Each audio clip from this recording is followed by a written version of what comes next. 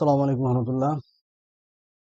আলহামদুলিল্লাহ রাব্বিল আলামিন, আসসালাতু ওয়াসসালামু আলা রাসূলিল্লাহি ওয়া আলা আলিহি ওয়াসহাবিহি আজমাইন। আমরা সিরাতুর রাসূল সাল্লাল্লাহু আলাইহি সাল্লামের ধারাবাহিক আলোচনা করছিলাম। রাসূলুল্লাহ সাল্লাল্লাহু আলাইহি সাল্লাম নবুয়ত প্রাপ্তির পূর্বে কি ঘটেছিল তা আমরা অনেকগুলো বিষয় আগে জেনেছি। আজকেও একটা বিষয় জানবো, তা হচ্ছে কাবাঘর পুনর্নির্মাণ। আমরা সকলে কাবাঘর সম্পর্কে জানি। এটা হচ্ছে কি পৃথিবীর প্রথম ঘর কাবাঘর। এরপর এই মসজিদে আল আকসা নির্মাণ করা হয়। এই দুইটি মসজিদের নির্মাণকালে ব্যবধান হচ্ছে প্রায় 40 বছর।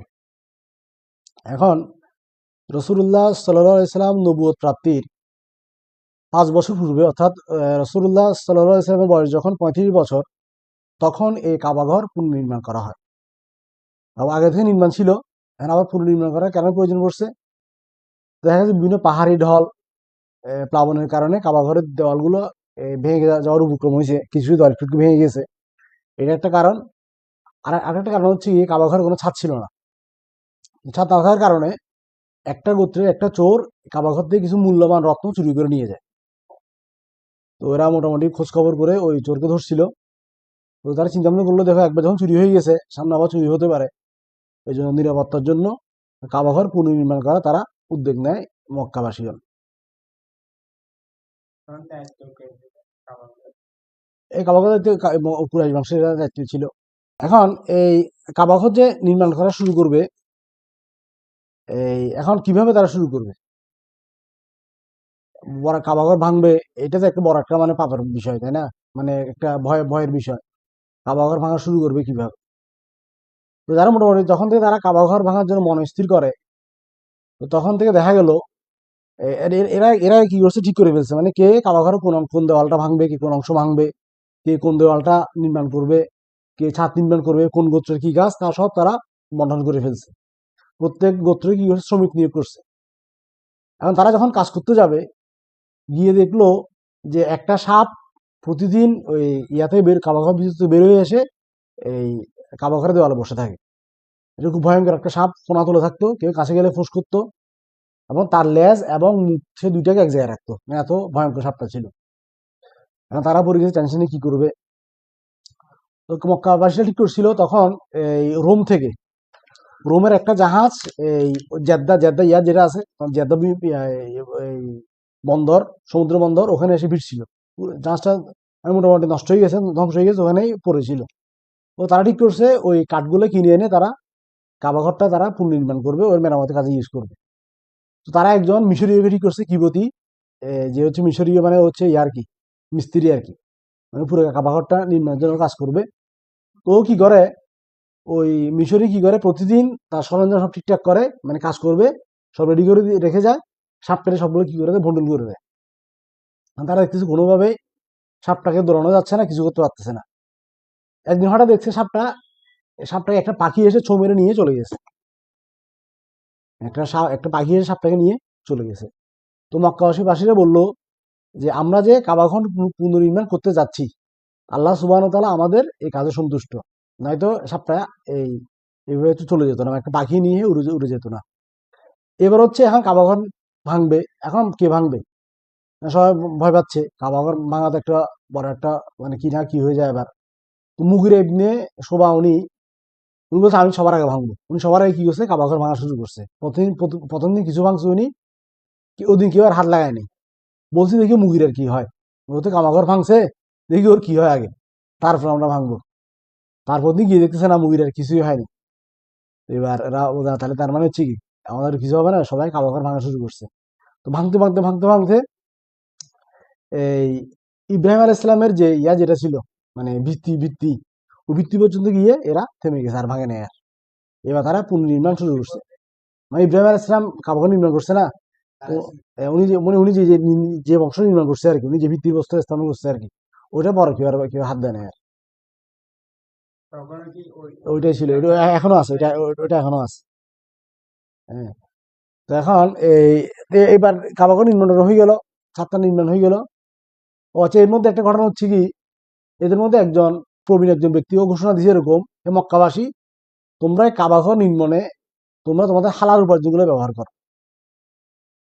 এই যে সুদের টাকা, ঘুষের টাকা, ব্যভিচারের টাকা, চুরি টাকা, কোনো হারাম টাকা এখানে তোমরা ব্যবহার করিও না। যেহেতু এটা কাবা ঘর, তোমরা তোমাদের হালাল ইনকাম থেকে এখানে ব্যবহার করো। সবাই এখানে মোটামুটি হালাল ইনকাম দিয়ে কাবা ঘরটা পুনর্নির্মাণ করছে। এখন ফ্যাক্ট হয়ে দাঁড়ালো হচ্ছে হাজুর আসওয়াদ। কারণ হাজুর আসওয়াদ এটাকে কে ওই তার অবস্থানে স্থাপন করবে? কালো পাথর, কালো পাথর এটা এটা কে স্থাপন করবে? কারণ এটা নিয়ে এদের মধ্যে বেঁচে গেছে বিবাদ, যুদ্ধ যুদ্ধ বুটুম হয়ে গেছে। এবার আমি করবো, এবার আমি করবো।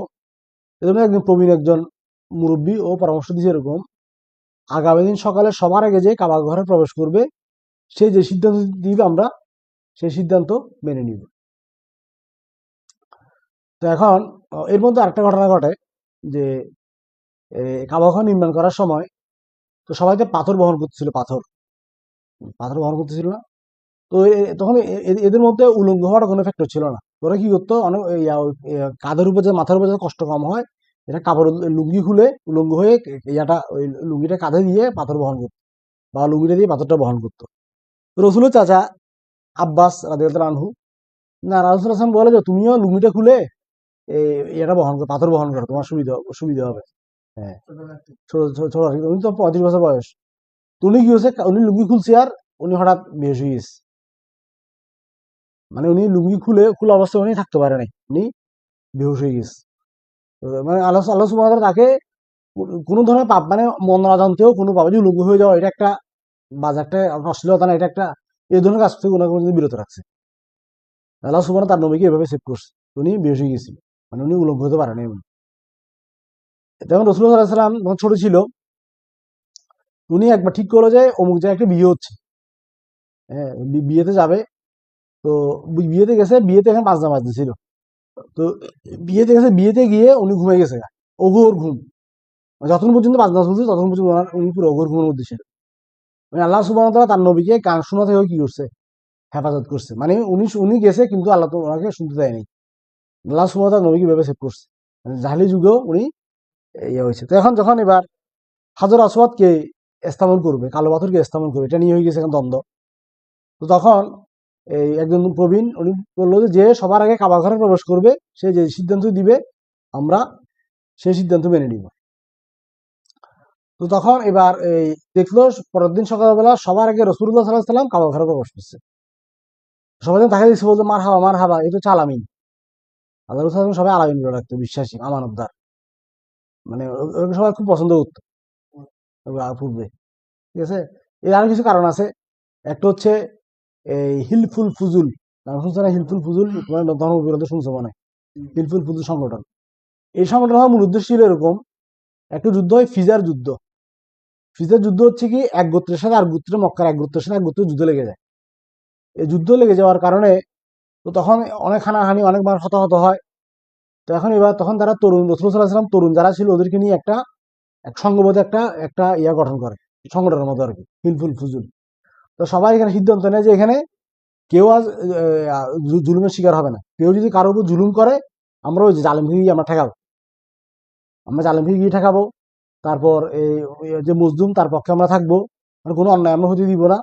কেউ অসুস্থ হলে, কেউ পীড়িত হলে তার সেবা সুস্থের ব্যবস্থা করবো।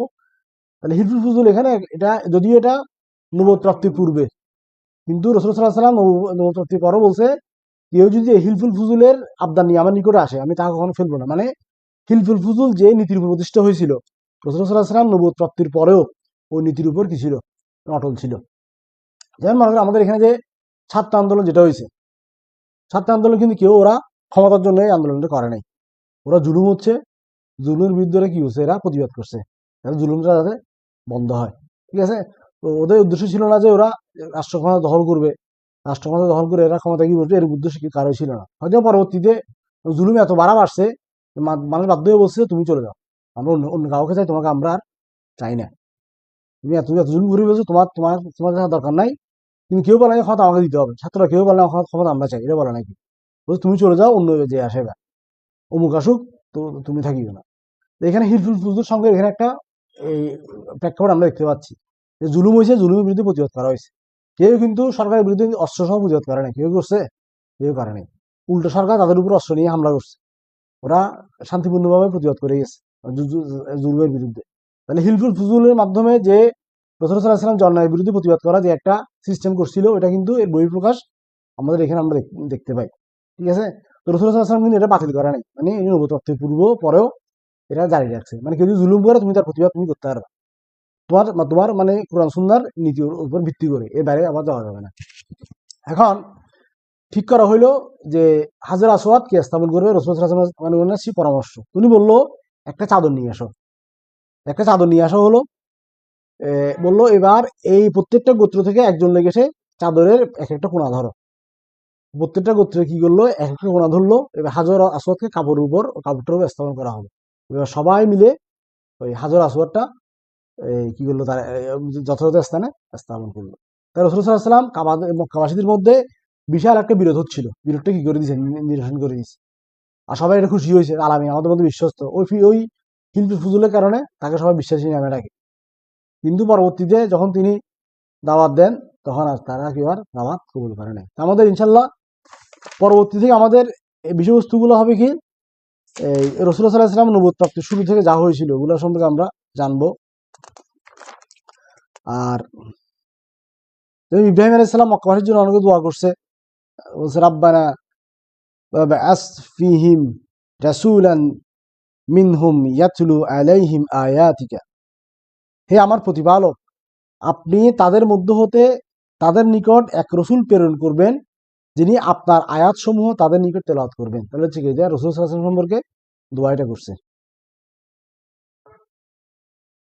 তো রাসূল সাল্লাল্লাহু আলাইহি ওয়াসাল্লাম বলেন, দাওয়াতু আবি ইব্রাহিমা ওয়া বুশরা ঈসা ওয়া রাআইতু উম্মি আন্নাহু ইয়াখরুজু মিনহা নূরুন আদাআত লাহু কুসুরান কুসুরান শামি।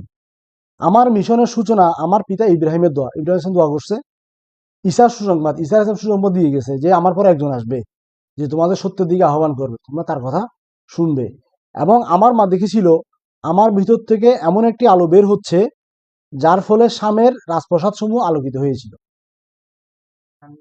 মানে সিরিয়া আলোকিত হয়েছিল। এই জন্য অনেকগুলো বিষয় আছে, আমরা ইনশাআল্লাহ আগামী ইয়া থেকে শুরু করবো, নবুয়ত প্রাপ্তি থেকে ওনার জিবরিল আলাইহিস সালাম ওহী নিয়ে আসবে, আমরা ওগুলো জানবো। তো আজকে আমরা কাবা ঘর নির্মাণ সম্পর্কে আমরা জানলাম। তাহলে আমাদেরকে সর্বদা রাসূল সাল্লাল্লাহু আলাইহি ওয়াসাল্লাম সিরাত জানার এবং তাহলে শিক্ষা নিয়ে জীবন অতিবাহিত করার তৌফিক দান করুক। এখানে কাবা ঘর নির্মাণ, এখানে আমাদের শিক্ষা রয়েছে। কি কি শিক্ষা? যেমন এখানে এই যে একটা সাপ বসে আছে, তারা মনে হচ্ছে সাপ খেতে হবে, আল্লাহ চাচ্ছে না আমরা কাবা ঘর নির্মাণ করি। আবার একটা পাখি এসে কি হয়েছে, সাপটাকে নিয়ে চলে গেছে। মানে এখানে এটা হচ্ছে একটা সাইন যে আল্লাহ সুবহানাহু ওয়া তাআলা তোমার কোনো কাজ যদি সন্তুষ্ট হয়, তোমার সামনে এমন একটা পরিবেশ তৈরি করে দিবে, কোনো কাজ তুমি করতে যাচ্ছ তোমার করা তোমাদের উচিত হবে কিনা। আল্লাহ সুবহানাহু ওয়া তাআলা এমন একটা পরিবেশ করে দিবে, তোমার অন্তরটা দেখা যাবে, এমন এমন পথ সহজ করে দিবে, তুমি যেন কাজটা সহজে করতে পারো। এই জন্য যে কোনো কাজ করার আগে আমাকে আল্লাহ থেকে সাহায্য চাইতে হবে। সাহায্য চাইতে আল্লাহকে বলতে হবে, আমি কাজটা করতে যাচ্ছি, এটা যে আমার জন্য কল্যাণ হয়, আপনি আমাকে কাজটা করার জন্য সহজ করে দেন। আর যদি এই কাজটা যে আমার জন্য অকল্যাণ হয়, আপনি এই কাজ থেকে আমাকে বিরত রাখেন। দেখা যায় আল্লাহ তোমার নিকট এমন একটা ব্যবস্থা করে দিবে যে তুমি কাজ সহজে করে ফেলতে পারতেছো। আর যদি তোমার জন্য অকল্যাণ হয়, আল্লাহ এমন একটা ব্যবস্থা করে দিবে তুমি কাজটা তুমি করতে পারতেছো না। এই জন্য যে কোনো কাজ করার আগে অবশ্যই আমাদেরকে আল্লাহ সুবহানাহু ওয়া তাআলার নিকট সাহায্য চাইতে হবে, তারপর ওই কাজটা করার জন্য অগ্রগামী হইতে হবে। আল্লাহ সুবহানাহু ওয়া তাআলা আমাদের জন্য পথটা সহজ করে দিবে। আমি আল্লাহ থেকে সাহায্য যদি না চাই, দেখা যাবে আমি আমার নিজের উপর সিদ্ধান্ত নিয়ে করবো, তো ভুল হওয়ার চান্স থাকবে। যে কোনো কাজ তোমার কাছে মনে হচ্ছে কাজটা কল্যাণের, কিন্তু আল্লাহ জানে যে কল্যাণ আছে নাকি অকল্যাণ আছে, সেজন্য আমাকে আল্লাহ নিকট আগে চাওয়া লাগবে। আজকে আমাদের দাস এতটুকু সমাপ্ত। ওয়া আখিরু দাওয়ানা আলহামদুলিল্লাহি রাব্বিল আলামিন।